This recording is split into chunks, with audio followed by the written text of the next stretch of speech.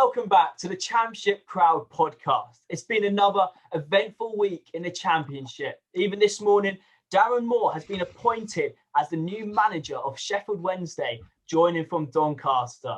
We'll be talking to a Brentford fan during this podcast. But first of all, I'll come to you, Adam. How's your weekend been? Yeah, it's been busy. Had a very busy week, and Norwich have picked up 2 good results this week. And a few other teams, as we know, have slipped up, which we'll come on to mention. So I'm happy this week, mate, again. Yeah, you say a few people slipped up. We may have slipped up, but what a weekend I've had. Great win for Wales in the Six Nations against England. Loving that. Looking forward to March the 20th. Swansea versus Cardiff, 5:30. Looking to win the first ever double in the Welsh Derby. And then 8 o'clock. Wales going for the Grand Slam in the Six Nations. Going to be good. But anyways, we're joined by a Brentford fan today. Welcome on, Liam. Hello, how's it going, guys? It's going well, mate. Thanks very much for coming on today. My pleasure, my pleasure. It's been a decent week, isn't it? Yeah, good week for Brentford. Finally coming back into form. Yeah, not only just our game, we've also had a few results go away on the weekend as well, which will be great to talk about. We're going to move on to basically introduce you, Liam. I've got a few questions for you. Sure. So to begin with, how long have you been supporting Brentford? Pretty much all my life. You know, everyone goes through that phase when you're about 5 or 6 and everyone wants to get the kit of the big players. But other than that, I've always supported Brentford. My dad supported Brentford, brother supported Brentford. So it's a no-brainer, really.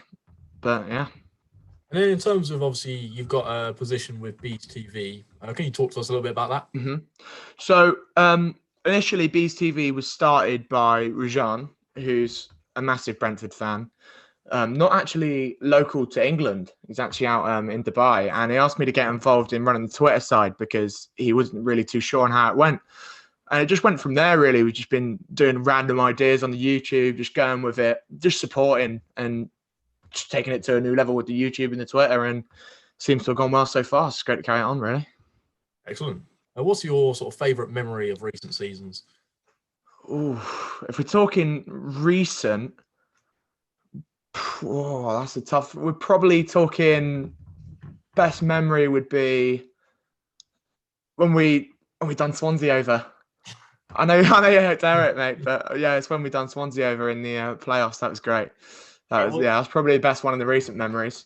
It was a good second leg for you guys, wasn't it? Absolutely. Ollie Watkins shushing. That was just iconic for us. We won't mention what happened in the final. Yeah, we'll keep that one on the down low. We'll talk about the playoff semi like it was our final. I think that's probably the best shout for us. Obviously, you just mentioned last season, obviously, you came so close to promotion. How did it feel like that being your last season at Griffin Park? Like, what was your memories of Griffin Park? It's just such a iconic stadium in the fact that it's just so classic England. Like, all the new stadiums are massive concrete. Everything's the same all the way around, just massive soccer domes. And Griffin Park was just a shoddy brick place with pillars so you can't see from half the seats, and everything was rickety and falling apart. And it was awful, but it was great at the same time. It's just the part that's going to miss. But obviously, going into a new stadium, as a club trying to grow, you have to grow in all ways, and you can't grow with your old stadium. So it's a necessary evil, unfortunately. And then this season, obviously, you're going well at the moment. What do you sort of say your success has been built around this season? I think at the start, it was like we were just missing Watkins and Ben Rama at the front, and we had no one really leading us in the goal scoring front. And luckily, Tony came into fruition quite quickly. Obviously, it took him 3 or 4 games to get into it, but it was really lucky that Tony managed to basically just crack on as soon as he joined in the Championship. So we really needed that. And we managed to draw the games where, rather than last season, we lost a lot of games at the start. We managed to draw them games and make sure no one else gained too much of a lead on us, which kept us in competition with them. So that's really helped us this season to do better than last season. It doesn't feel like it, but we are. And you talk about Ivan Toney and his 25 goals this season. Obviously, scored one on the weekend. So we're going to go on to review your Stoke. I think as much as it was a great comeback, we really shouldn't have been in that position in the first place. If we're talking Brentford are a serious Premier League wannabe club, we shouldn't have to go down early at Stoke and have Stoke come to us and out battle us at our own stadium. Realistically, if we're serious about getting promoted, we shouldn't have to have a comeback. We should just dominate the entire game, like Norwich do. Seem to be a factor in quite a lot of your games this season. So before that, you just seem to keep conceding first, but then you're finding a way to come back. So obviously on the weekend, 1-0 in the first minute or so, and then you managed to win 2-1. But it's good. It's a good thing that you're coming back. Do you know a reason why, or just because you're a better team and you eventually win the game? Well, specifically with the Stoke game, I think looking at the way Stoke laid out, Stoke scored their early goal because they were just playing it at such a high tempo. And then the only way it looked like we could come back in that game was through individual brilliance. And it was just so someone had to step up and score that goal. And it was just great that it was Janel who's done absolutely amazing with Norgard out. He's stepped into the role perfectly. I think we've got him from second division of German football for £500,000, and he's done absolutely amazing in midfield. So we can't have any complaints there. On the terms of conceding, I actually saw a stat that Jacob Brown's goal for Stoke on the weekend was Stoke's 1,000th goal away from home in the Championship, and also the 1,000th goal that Brentford have conceded in the second division. So I'll throw that one in there for you. Lovely. That's decent stats. Good stats there, Adam. But it was a good weekend for you as well, Adam, mate. On the weekend, on Sunday, you responded well to Brentford's win with a 2-0 win away to Wickham. Yes, obviously that's Norwich's 5th straight win. Pookie, in his sort of run of form of, I think that's now 7 goals in the last 5. I don't know if you saw it on Sky, but he is the top Championship goal scorer since he joined Norwich in 2018, and he spent 1 season in the Premier League. So he's scored 47 goals in that time over 2 seasons so far. So, he just knows where the back of the net is. And I think you look at Norwich last game, I think, Wickham came out, they gave it a go as they were going to always do. Like, I think Gareth Ainsworth still believes that they'll stay up this season. I think it's probably a little bit far-fetched, but fair play to them. Norwich had 70% of the possession in both games against Wickham this season. And I think that probably is a bit of a telling tale. Even though there wasn't many chances, Norwich were clinical, Pookie took his chance, and then obviously Adam Eder got on the score sheet later on to seal the victory. Yeah, so it's looking good for Norwich, isn't it? Now, 70 points at the moment, 10 points clear of Watford, who failed to win against Bournemouth on the weekend. Liam, did you see that game? I managed to catch the end of it, which was the part that everyone wanted to catch, really. I managed to catch the last probably 15 minutes. I've had a flick through the highlights. There's no doubt that the foul that caused the free kick that Bournemouth scored from shouldn't have been a free kick for Bournemouth. It should have been a free kick for Watford. So they're unfortunate to lose there. But you can't argue it's a great finish. And then, obviously, there's everything that happened at the end, which, granted, it shouldn't have happened, but you can't expect the teams not to start getting tense and start rowing when it's such a tense game at the bottom of the playoffs in the Championship, and everyone wants that playoffs box. It's the most important game in football. So, yeah, you talk about a tense game because it's an interesting one because Watford Bournemouth that's not a derby, that's nothing there, but you can see how much it means to them at the moment. Both sets of teams, Watford fighting for that automatic spot, Bournemouth looking to get into the playoffs really, and you can see the passion there. It was incredible to see it. You don't really see that for a Watford versus Bournemouth game. Yeah, I think obviously you look at that game and obviously it did mean a lot to both teams for their different sort of targets this season. Obviously both want promotion, but Bournemouth probably more likely now through the playoffs. They're a little bit too far away. But obviously Watford are still going for those automatics. And I think it's another notable point of the fact this is another away game that Watford have lost.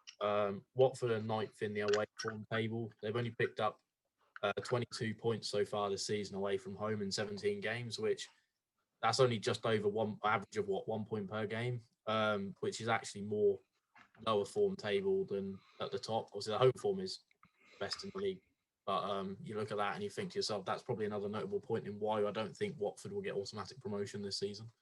Yeah, they continue to struggle away from home, don't they? They did get a result in the week, 3-2 in the end.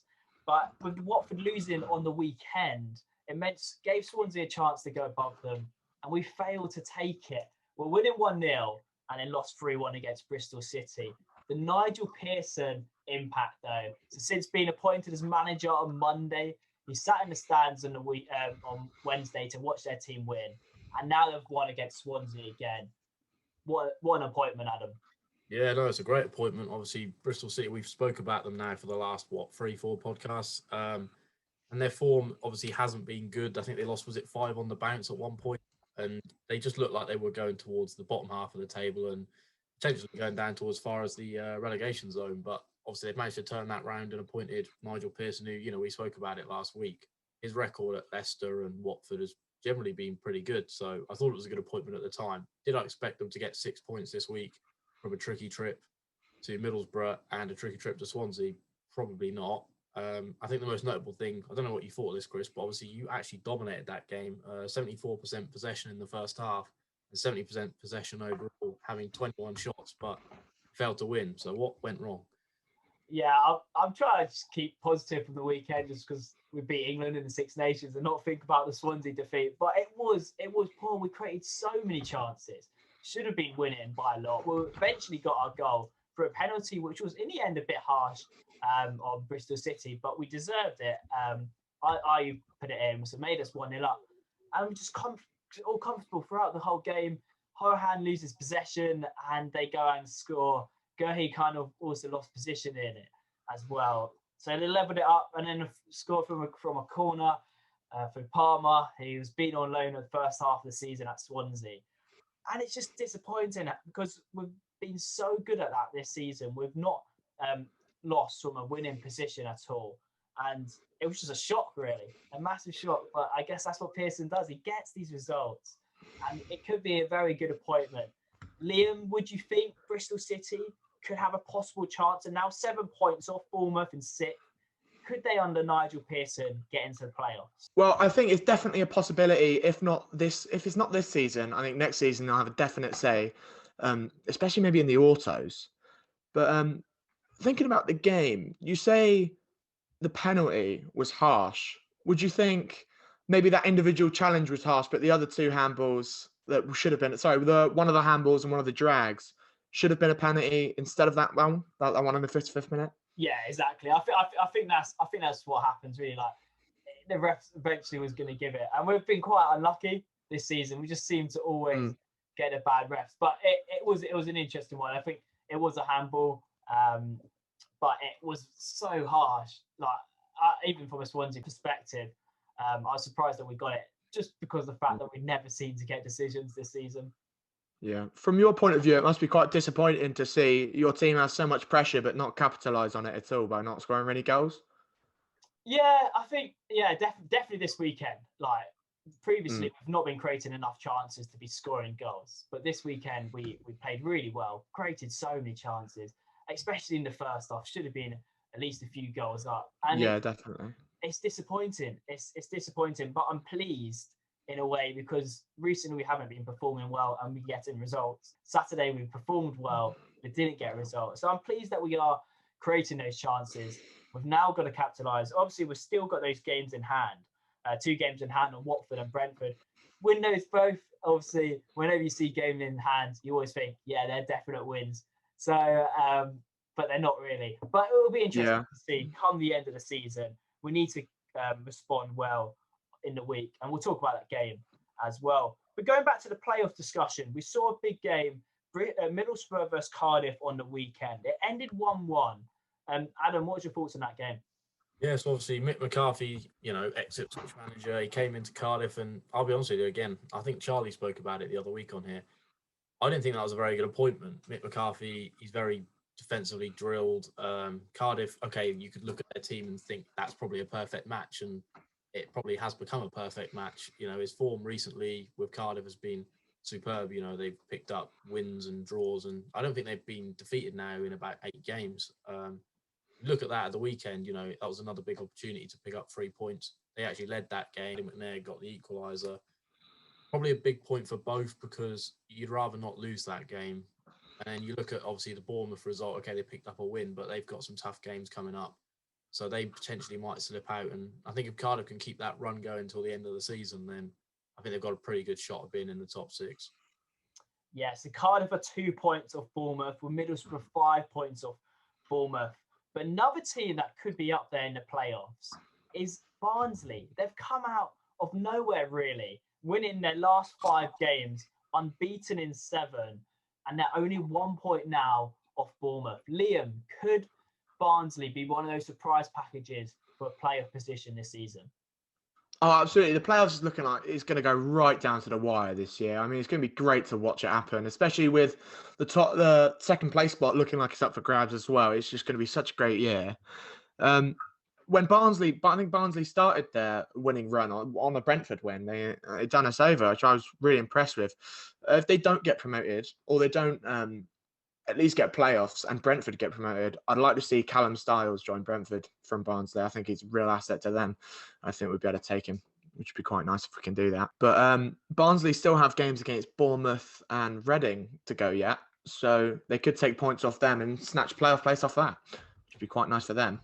Yeah, you look at that. Are they hard games, or are they the games you want to be playing because you want to be beating those teams? And you mentioned there Reading. They did get a win against Rotherham 1-0 on the weekend, but they had, going into that, lost their previous 2 games. It was a good response against a lower league team. Yeah, obviously Reading, I actually saw a stat. They actually made the most tackles in game week 33 against Rotherham, which probably says more about Reading at the moment. I think they've obviously had a bit of a slump since Sam came on this podcast 3 weeks ago, and he spoke about Reading, and we were speaking ahead of that Brentford game actually against Reading. And Reading at that point were looking like a serious contender for top 2. And at the moment, before this game on Saturday, they looked at risk of slipping out of the top 6 with Cardiff and Middlesbrough and Stoke and a few other teams all picking up results previously.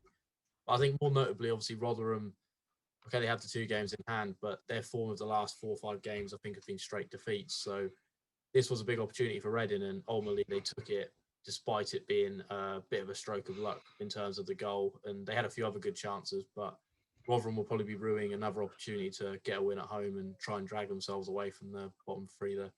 You mentioned there the stroke of luck. Do you think Reading got enough in them to keep that playoff position at the moment?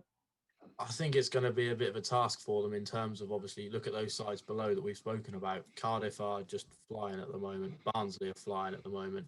I think Stoke, despite obviously that defeat at the weekend, they actually played okay against Brentford, and they played okay in most of the games recently other than the defeat at Norwich. So you have to look at that and you say Reading, they need to probably put another run together of 3-4 straight wins just to try and solidify that position in the top 6. I think if they have another 1 or 2 defeats coming up, they're really at risk of dropping out. And I don't know, I just don't think they've got enough in the tank. I think they've got a few star players, Lucas João, Elise, but my concern would be those players haven't got a history of trying to keep in a top 6 position. They haven't dealt with that pressure before, and I think we're seeing that now. Obviously, they wouldn't be in that position if it wasn't for those first 7 games of the season where they won, 7 straight games. So I think if it wasn't for that, they wouldn't be where they are now. So I think they will drop out personally. But yeah, they had an incredible start to the season, but now only got a 3 points buffer on Barnsley in 7th position. But going on to Rotherham, it's not looking good for them at the moment. They're 22nd in the league, so third relegation spot on 29 points. They needed a win. They didn't get a win. Could they be going down, Liam? Yeah, they're having the issue of they just can't put the ball in the back of the net because they're not really getting smashed every week, but they're just not scoring the goals. So they're not just getting dominated by the teams above them. They're taking a game to them, just not finishing it. They've only scored 1 goal in the last 5 or 6 games.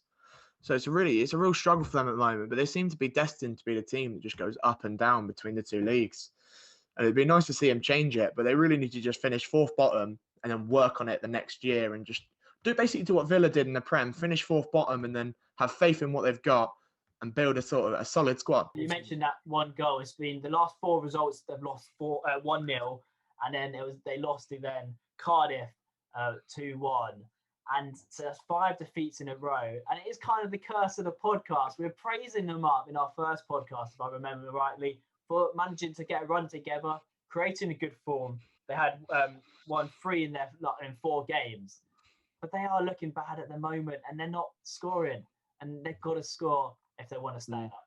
I think the way you can link that is the fact that obviously their form has been sort of so bad over the last 5 or 6 games. And the issue is Birmingham have won 2 of their last 3. Obviously got a win on the weekend against a pretty good QPR side recently. QPR have had some big wins, obviously.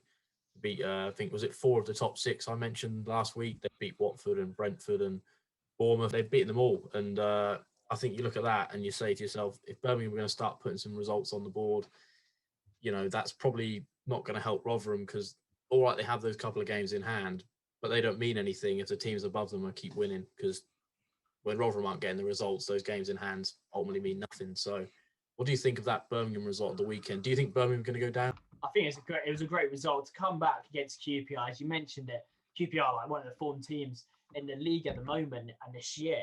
But Birmingham managed to come back 2-1 victory. But it's still going to be tight because Rotherham do have those 2 games in hand on them. They're sitting on 34 points. And I haven't really been blown away from them. It'll be interesting to see how the good comeback does maybe propel them into a good run of form. Another one down the bottom, Sheffield Wednesday, 2-0 up at half-time. Lost 3-2.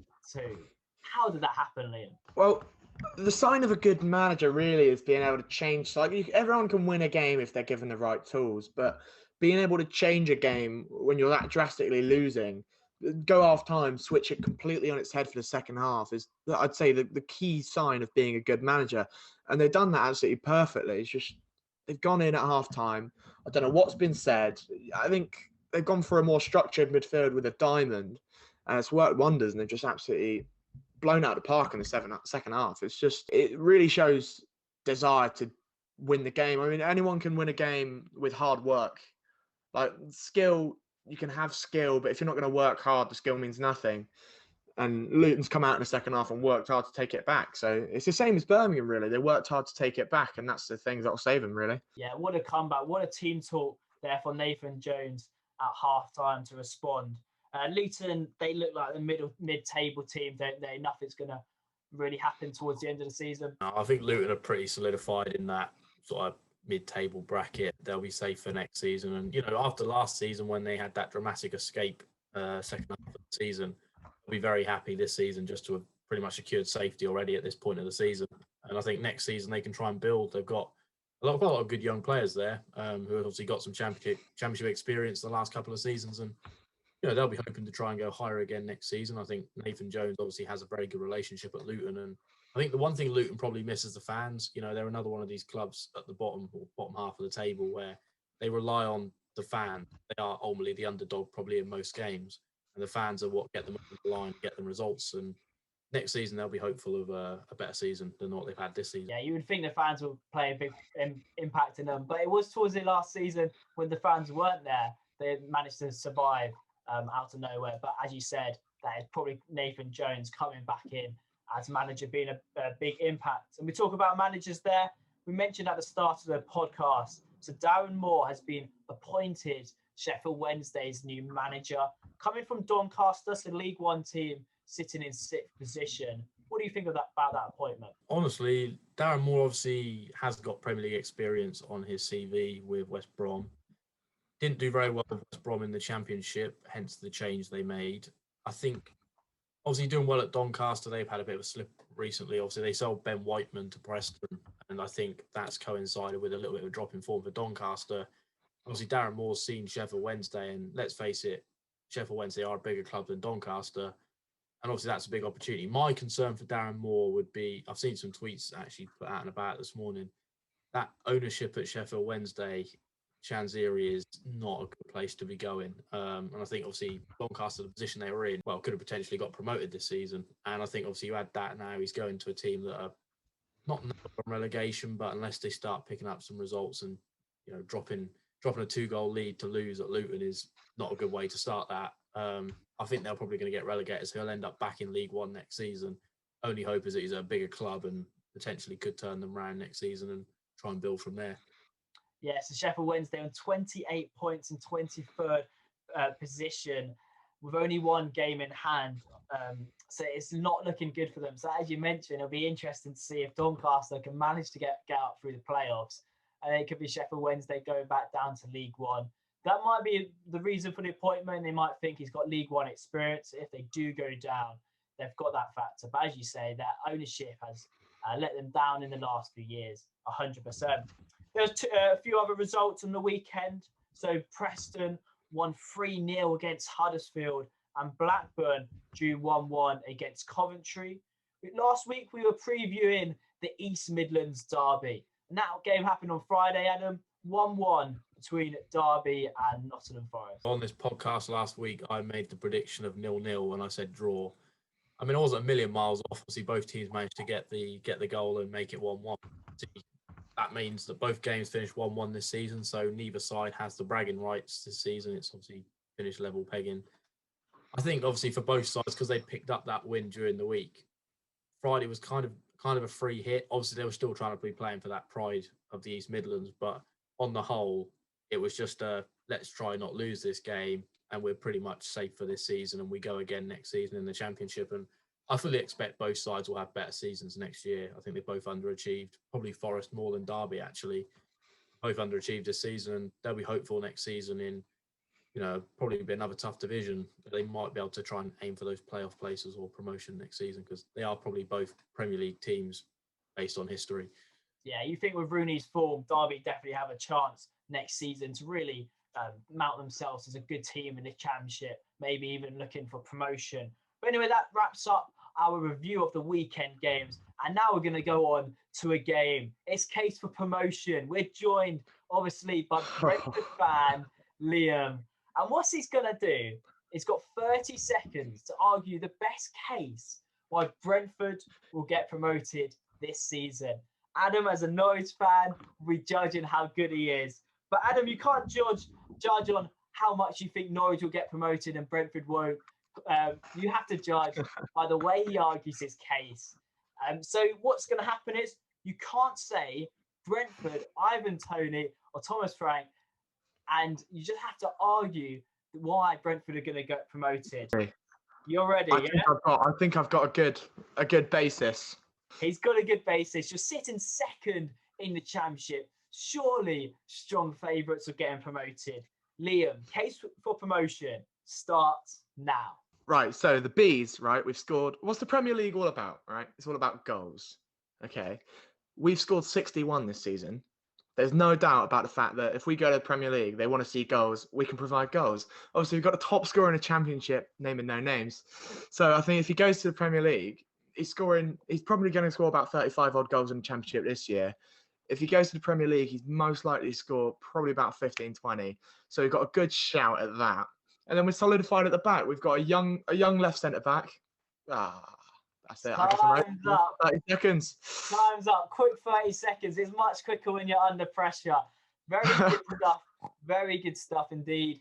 Adam, talked about the goals. Ready for the Premier League.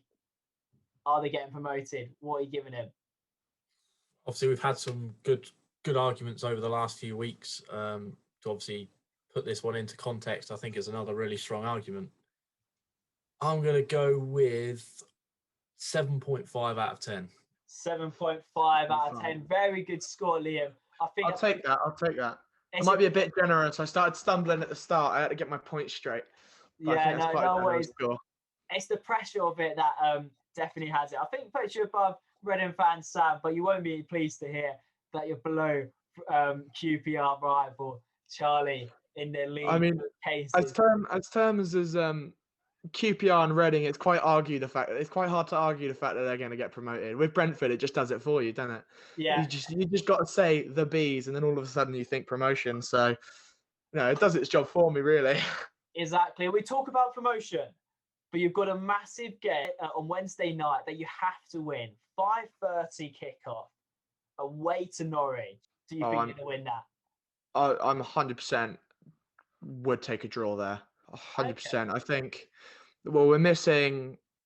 I'd say it's weird because we have Rico Henry at left back, and he's really key to our squad, despite only being at left back, because he really makes the entire left channel an attacking opportunity there.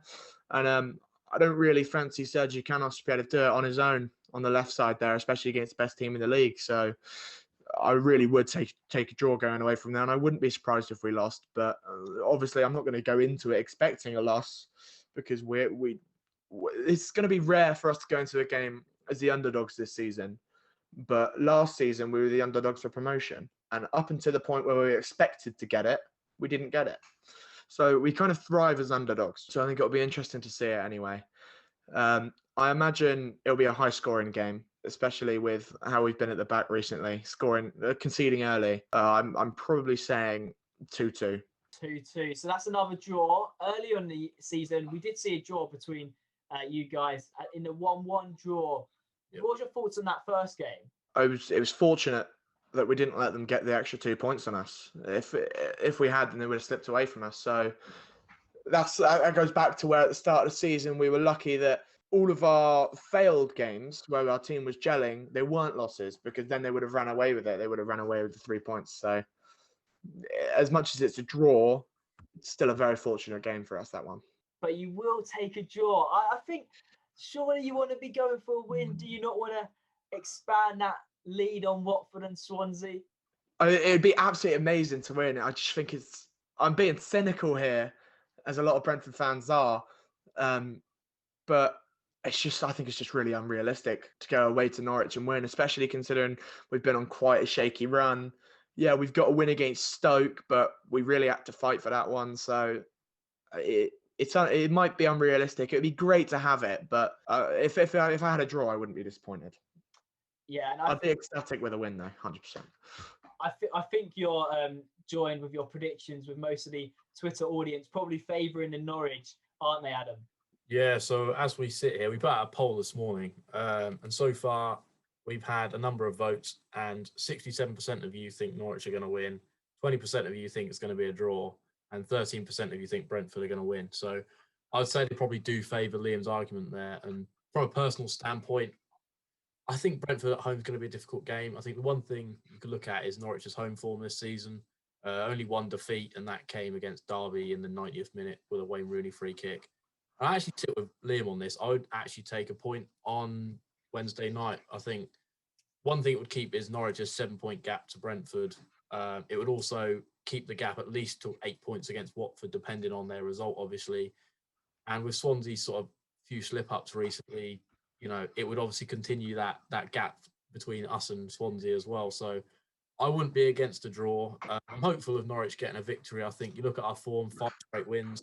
We've scored at least 2 goals in 4 of the last 5, which therefore favours Liam's argument about the goals factor. I think Norwich are scoring goals at the moment. Only thing is we're not conceding many, but we're coming up against the best attacking team in the league in terms of goals. So I think it's going to be a high-scoring game, an exciting game, and I'm quite looking forward to this one. Who do you see as the standout players then for both your sides? In terms of Brentford, I think naturally it'll be Ivan Toney. It just seems to happen.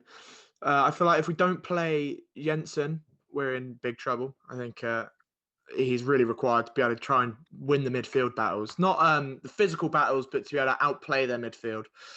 Godos just doesn't seem to have it as much as Jensen does, which is a shame. If Norgard comes back, that's going to be a game changer for us, I think, without Norgard. If Norgard plays like he did before he was injured, without Norgard, we won't be able to have a shot at winning, at least. It's going to be interesting to see what Frank goes with at left back. Obviously, we've got Rico Henry injured. So it'll be interesting to see if he goes with a centre back or he goes with a right back playing on the opposite side. So, yeah, you talked about his injury. So how long is Rico Henry out for? I believe we're looking at 2 months, which is a shame because he really is, I'd say, probably the best left back in the Championship. Yeah, we saw last year, obviously, all the commotion about him going to be potentially out because of suspension of the second leg of the playoffs. And it just showed how much Rico Henry really meant to Brentford, just how emotional everyone was getting in terms of that red card. Adam, your key players for the game? Well, I think obviously we've spoken about Brentford's attacking line, so you've got to look at the 2 centre-halves and the goalkeeper. Norwich, I think, are the second or third best defensive side in the division. And the importance of that has come through Grant Hanley and Ben Gibson. That partnership at the back has been phenomenal this season. It's a position that Norwich have really struggled with in recent years. That centre-half position, we've leaked way too many goals. Even the last promotion, we conceded, I think, mid-table in terms of like the goals conceded. We conceded way too many, and this season we've really solidified that. Obviously, got Tim Krul in the net, who I think his record in terms of his past, he's played at World Cups. He is one of the best goalkeepers, if not the best goalkeeper in the Championship. And then I think the main two up front, Buendia and Pukki, their relationship is like none other. They find each other, they know each other's game. Buendia obviously combined with Pukki for the goal yesterday, and I can't remember what the stat is, but it's something like 15 or 16 goals this season they've combined between each other.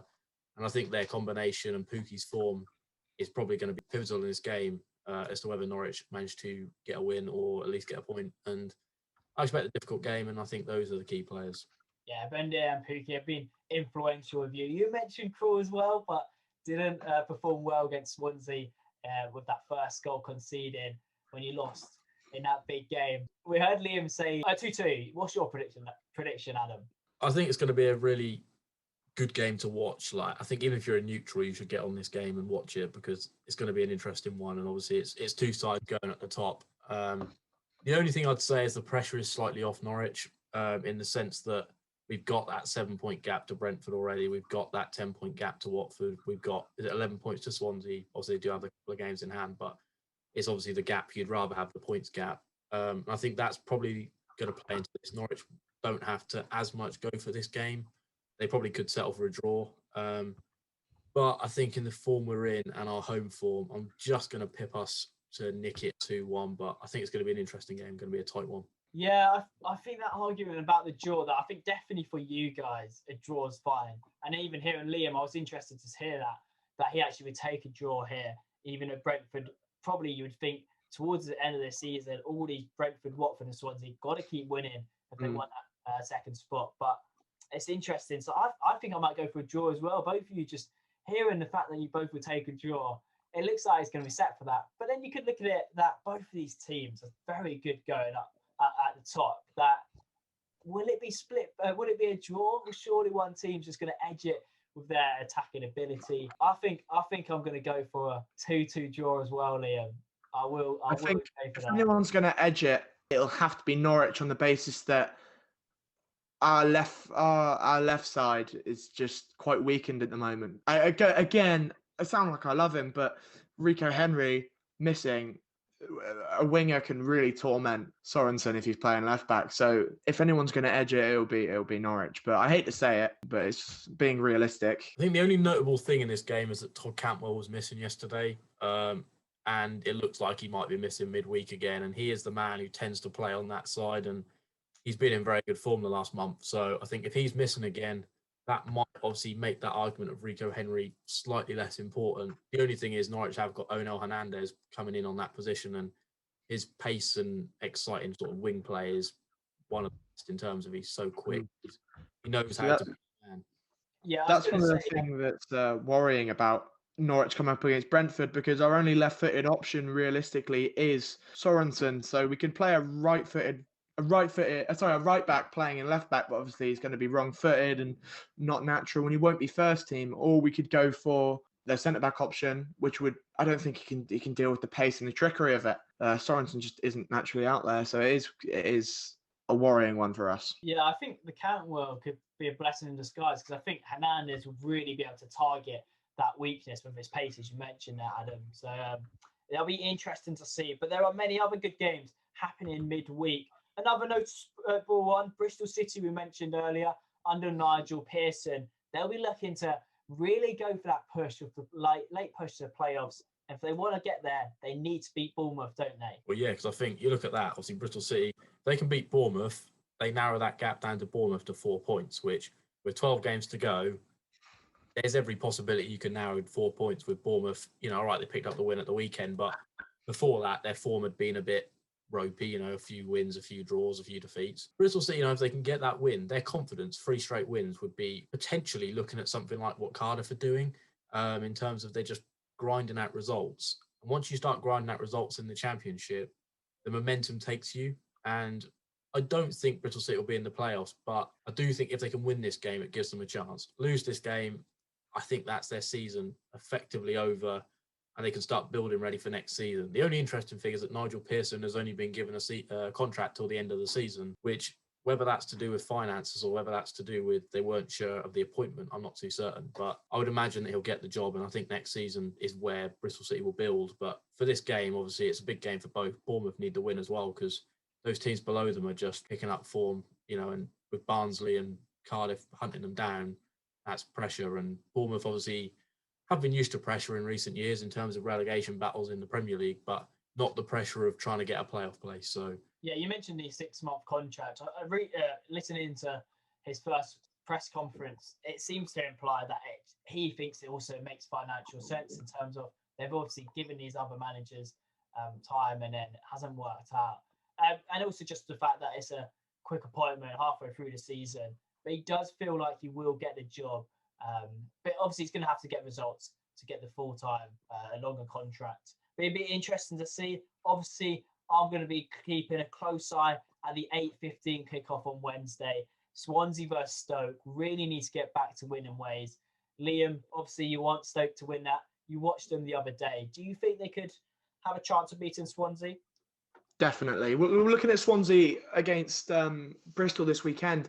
It looked like they really did have the potential to score goals. It was just no one was taking responsibility and putting it in the back of the net, which is weird considering I really rate Andre Ayew and I do expect him to put him in the net. If Stoke are anything like they were against Brentford in the first half, they will lock Swansea out and they'll nick a goal. I think I'd actually back Stoke to win that game. Yeah, I hate to say it to you, mate, but yeah, no, I'm not. I don't like hearing that. But Stoke do always seem to get results against Swansea, and that's my worry coming into this game. I think we've got to get Corey Smith back into midfield. Orhan's been class, scoring goals, but I don't know if we drop him or not. It's going to be interesting to see who plays in midfield. I think we'll definitely need Smith back. Grimes has been pretty decent, and I wouldn't mind seeing Fulton, the dream middle three. It'll be interesting to see if he drops Orhan or rests Orhan against Stoke. But I think that could work better if we do that. It's going to be a big one. I think we're going to win it though. 2-0 Swansea I'm going for. I think I'm going to favour Stoke in this one as well. Not just for the Norwich argument, but just because I think the only concern that Swansea have got is obviously you signed that Morris bloke, didn't you, from the US? And am I right in saying he's injured till the end of the season? Yeah. So after the 4-1 defeat against Huddersfield, that wasn't really the blow. It was mainly the blow of Jordan Morris being injured. So he's out for the whole season now. Well, that's all his loan expires. So be interesting to see if we sign him at the end of the season. But that's a massive loss for up the top. But it'll be interesting to see without him. He wasn't starting. He was going to be starting to get more game time and looked like it was potentially going to be a key player. But if you think about the start of the season, we did manage to score goals. Jamal Lowe's just got to get back in form. Andre Ayew, what a key player.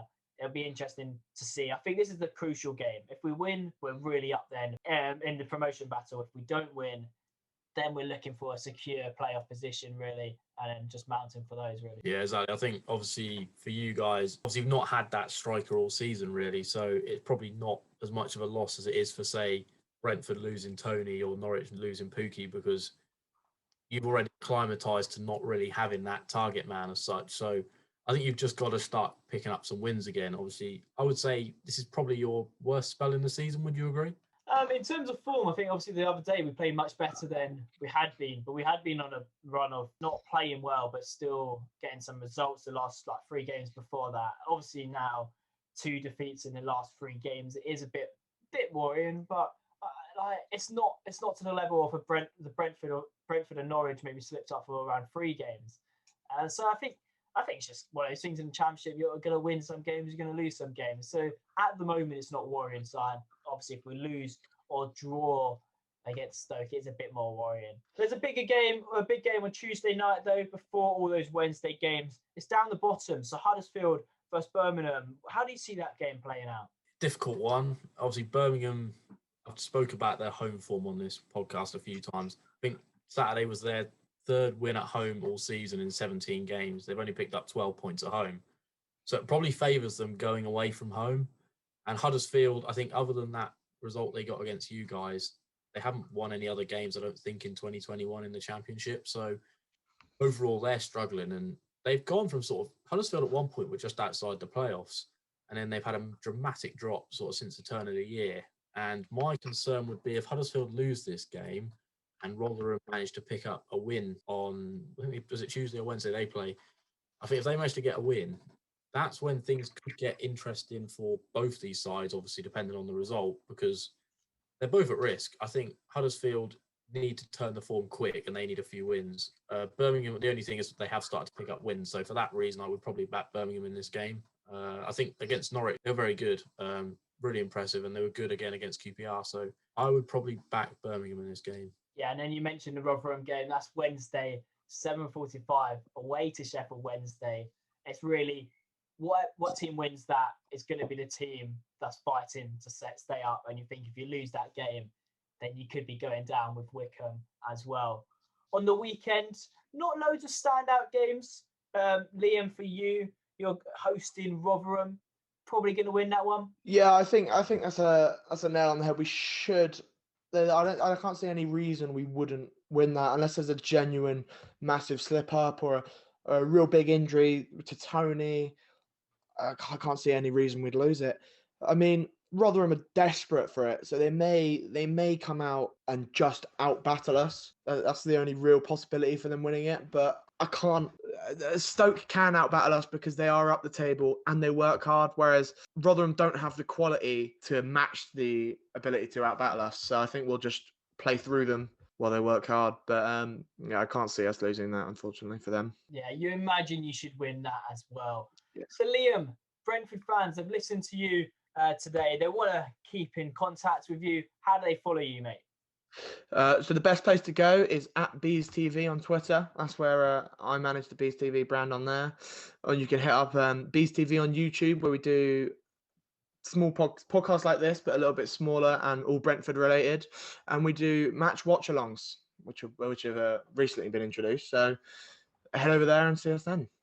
Exactly. Brentford fans, you heard him. Head over there to BeesTV on Twitter. Watch all those watch-alongs and added podcasts as well. It's been great having you guys listening as usual to the Championship Crowd podcast. Remember, you can go over and watch us on WD Sports YouTube if you like, or head over to the usual podcasts on Spotify, Apple Podcasts, you know it, Anchor, all of that jazz.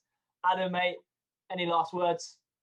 Again, just thank you for listening. We've obviously had some really good engagement over the last few weeks, and we, appreciate everyone's support on listening into the podcast. And let us know, who you want on the podcast in the upcoming weeks. We're working towards getting some more guests on for you, so let us know. But again, we just extend our thanks and follow us on, as Chris just said, Spotify, Apple Podcasts, Google Podcasts, at Champ Crowd Pod, and follow us on Twitter.